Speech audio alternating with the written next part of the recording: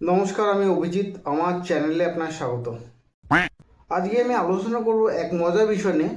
तो चलिए शुरू करते हैं। এখানে হাইকোর্ট, দেশের সর্বোচ্চ সুপ্রিম কোর্ট এবং কিছু অ্যাডভোকেটরা মিলিতভাবে এই 2016 সালে 26 সালের যে প্যানেল, এটা বাতিল করার পেছনে কারা ছিল তাদের সংক্রান্ত আজকে কিছু কথা বলবো।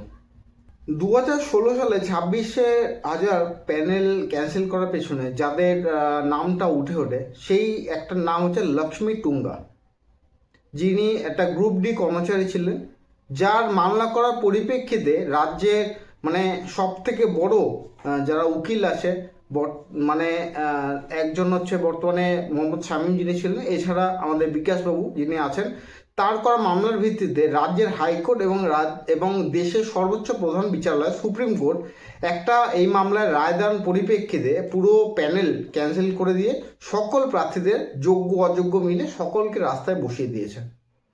তো দীর্ঘ 10 থেকে 11 মাস পরে আজকে কেন আমি এই কথাটা বলতে হচ্ছে, তার কারণ এই মামলায় যারা যুক্ত আইনজীবী ছিল, আমরা দেখেছি বড় বড় মিডিয়া হাউসে গিয়ে তারা বড় বড় লেকচার মারতে, সময়ের সঙ্গে সঙ্গে তারা সহানুভূতি দেখিয়েছে, মানে ফ্রেশার্সদের প্রতি সহানুভূতি দেখিয়েছে।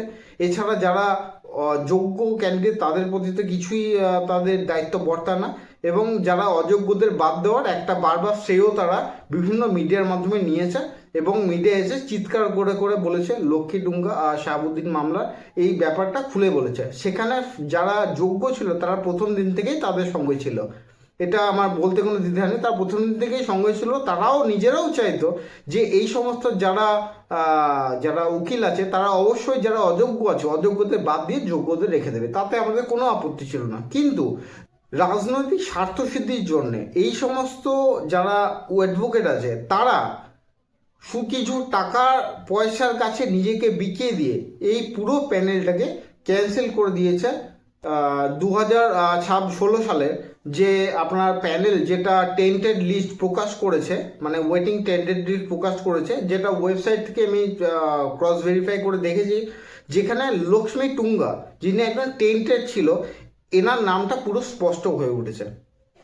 শুধু এই জায়গাটাতে দাঁড়িয়ে আমাদের একটা প্রশ্ন উঠে যায় যে আপনারা যে কেসটা লড়লেন, সেই কেসের যে মামলাকারী ছিল লক্ষ্মী টুঙ্গা, তিনিই হচ্ছে অযোগ্য ক্যান্ডিডেট হিসাবে সিবিআই লিস্ট প্রকাশ করে জানালেন।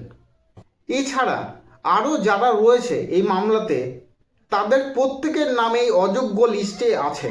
তার মানে কি এটাই বোঝাচ্ছে যে আপনারা যখন মামলা লড়েছিলেন, এই অযোগ্য ক্যান্ডিডেটরা যারা টাকা দিয়ে চাকরি পায়নি তাদেরকে চাকরি পাইয়ে দেওয়ার জন্য আপনার মামলা লড়েছিলেন। যেহেতু এই অযোগ্য ক্যান্ডিডেটরা আপনার যোগ্য বলে লাফাচ্ছেন, এই চাকরি পায়নি বলে আপনি মামলাটা লড়লেন এবং পুরো পুরো প্যানেলটাকে ক্যান্সেল করে দিয়ে মহা আনন্দে মিডিয়ার সামনে এসে আপনারা বকবক করলেন, যাতে পরবর্তী ভোট যে বৈতরণী আছে সেখানে আপনাদের কিছু বেনিফিট পাওয়া যায়। बात तो सही है दौड़ना तो पड़ता है।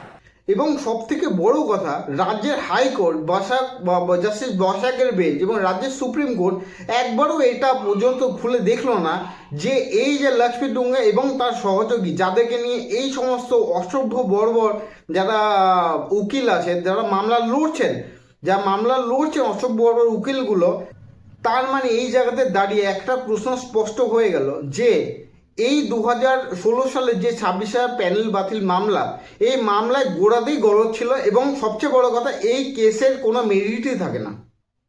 তো আমার মতে এই লক্ষ্মী টুঙ্গা এছাড়া তার সহযোগী যারা আছে তাদের উপরে ইনকোয়ারি হওয়া দরকার, যে এরা কিভাবে কেস করলো এবং তাদের কি স্বার্থসিদ্ধি কমপ্লিট হলো, তারা মানে তাদেরকে কত টাকা দেওয়া হয়েছে শুধুমাত্র কেসের জন্য। যে এসএসসি একটা স্বশাসিত সংস্থা, যেখানে আমরা সবাই দেখেছি গণ্ডগোল হয়েছে, যোগ্য অযোগ্য বাছাই করে যেত, সমস্ত কিছু হতো, তারপরেও এই পুরো প্যানেলটাকে ক্যান্সেল করা হলো। এর পেছনে কারা কারা মদত দিয়েছে, এবং বর্তমানে যারা আইনজীবী যারা বেশি বড় বড় লেকচার মারে, তারা এদেরকে তদন্ত করে দেখা উচিত, মানে একদম অ্যারেস্ট করে তদন্ত করে দেখা উচিত যে এদেরকে কারা টাকা দিয়েছে মামলার জন্য, কারা উৎসাহিত করেছে।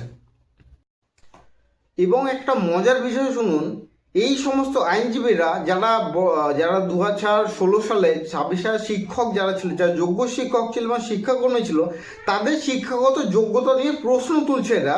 অথচ কোর্টের কাছে এই সমস্ত আইনজীবীরা একটা সাধারণত পার্সেন্টেজ তারা বলতে তাদের দাঁত ভেঙে যাচ্ছে। তো এইটাই হলো আইনজীবীদের মানে শিক্ষাগত যোগ্যতা।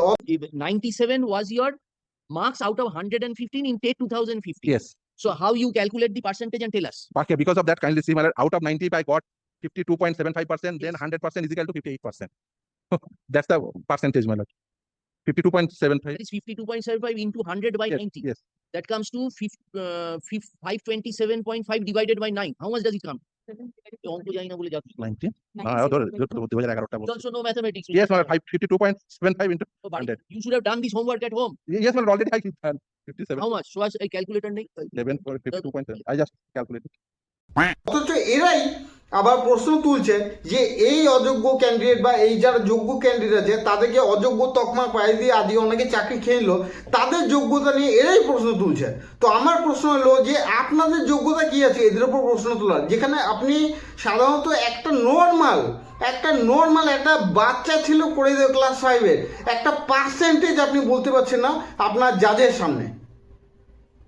আপনাদের মনে পড়বে শুধুমাত্র এই সমস্ত অযোগ্য ক্যান্ডিডেটরা যারা কেস করেছে চাকরি পায়নি, মানে টাকা দিয়েছি আমি চাকরি পাইনি তাই জন্য কেস করেছি, তা মানে এমন একটা কেস করেছি, এই কেসের ফলে আমরা কিন্তু বহু শিক্ষককে আমরা যারা যোগ্য ছিল, যারা বহু গ্রামের শিক্ষক যোগ্য ছিল, প্রচণ্ড নিচু সম্প্রদায় থেকে বিলং করতো, অনেক যোগ্য শিক্ষক ছিল যাদেরকে আমরা হারিয়েছি। এছাড়া আমাদের যারা শিক্ষাকর্মী আছে বিগত 10 মাস ধরে বেতনহীন অবস্থায় পড়ে আছে, প্রতিটা দিন কাজে তারা বিভিন্ন ছোট ছোট কাজে যাচ্ছে, যারা নিজের বাচ্চাদেরকে পড়ানোর জন্য টিউশনে টাকা দিতে পারছে না, যারা নিজের মেডিসিন নিতে পারছে না, এই সমস্ত কালফিটদের জন্য এই কালফিটদের এগেনস্টে তদন্ত করার আমি কঠোরভাবে দাবি জানাচ্ছি। এই সমস্ত অযোগ্য যারা অ্যাডভোকেট রয়েছে এবং অযোগ্য যারা এক্স এমএলএ রয়েছে, যারা বড় বড় নিজেকে দেবতা বলে প্রমাণিত করছে, এদের এগেনস্টে আমি কঠোরভাবে পদক্ষেপ নেওয়ার দাবি জানাচ্ছি।